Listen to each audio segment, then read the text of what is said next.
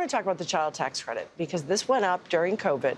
And what happened? What did it do, Lelaine, and what was the result?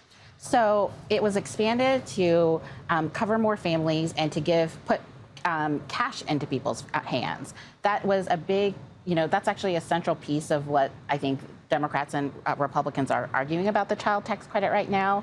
It's refundability. So a lot of people who are experiencing poverty don't pay any taxes. And so if you give them a tax credit, it really doesn't help them unless you give them unless you make it refundable.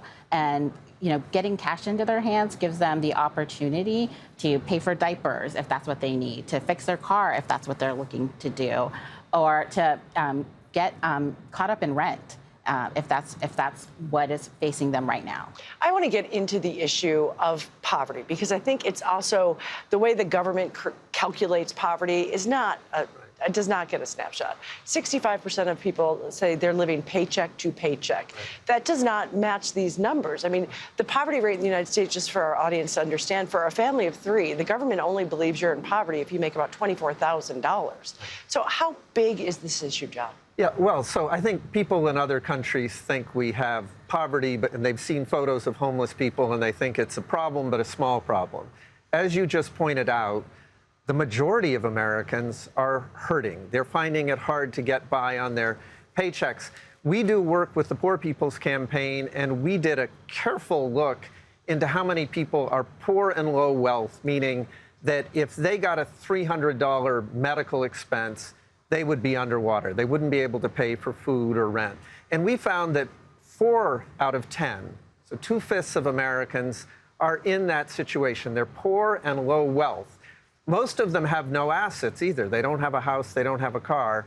And so for them, what things cost, be it their food or their rent or their gas, is the difference between their children being able to eat a good balanced meal and not. I know this is a really tough question to ask, but that's why I'm here. To both of you, we are the richest country in the world. We have enormous amounts of wealth. Why are so many people poor? Yeah. First to you. It's a policy choice. We are making policy decisions to give tax credits, to the rich or to corporations instead of actually helping people who are experiencing poverty. And I think we're seeing it. We heard it in the segment earlier where you hear voters are disenchanted with politics and government, and that is because of rising income inequality. And that's why they're also open to things like authoritarianism and why democracy is feeling like it's a little bit more brittle now, because those things go hand in hand, where income inequality and democracy declining. Yeah, just picking up on that, it's partly what I would even use a harsher term. It's policy violence that keeps 4 out of 10 people living on the edge. But in addition to it, as Lelaine said, this country, the richest, as you pointed out, in the planet, is also the most unequal. So at the top, we have billionaires. We have huge corporations that have a lot of concentrated power. They, too, now they come out of the policy violence. Trump pushed policies that made billionaires richer. But as a result, right now, why are prices rising? It's because a small number of companies own. There's 3 meat packer companies that own all of the meat packing. 82%. 82%, yes, beautiful.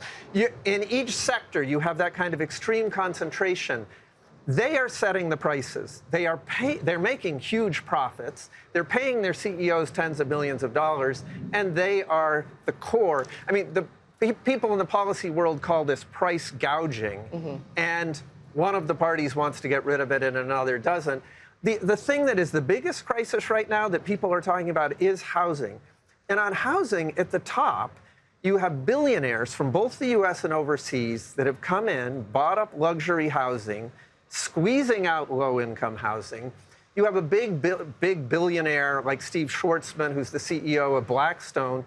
He owns hundreds of thousands of housing units. He made $120 million last year, and he is making profits off of pushing up rents to levels that are simply unsustainable in this country. So let's talk about the candidates real quickly. We don't have a lot of time. Lelaine, what would Donald Trump do for the poorest Americans? Well, in his policies, I don't see it making a huge difference.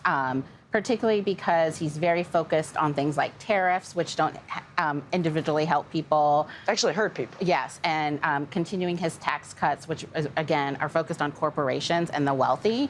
When you see Kamala Harris's platform, her platform really fundamentally can restructure our economy. It's focused on care, which we've never done that before, like other countries, supporting people with child care, paid family and medical leave. This will actually help people on an individual level, and you'll see them, I think, you'll see our economy make huge changes because this really affects women, who's half of our population, and right now they're struggling. But John, does Harris go far enough for poverty? She talks a lot about the middle class, but does she talk about poverty enough? Well, neither candidate has talked about the problem we're talking about here, and they are allergic to the word poor or low wealth. Middle class is the key word. Her policies go in the right direction. She would build a lot more homes. She would go after price gougers. But the deep structural issues, we've got to deal with the inequality that we were just talking about if we really want to help poor and low-wage people. We need to tax billionaires. We need to rein in the corporations that are gouging people.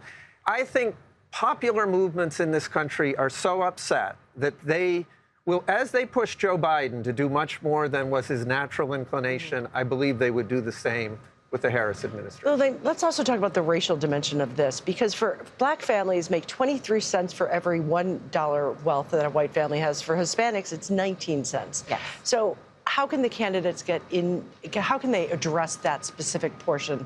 I mean, because although there is this misconception in the country that the majority of poor people are minorities, they're not. The majority of poor people in America are white. But how can they address the racial gap?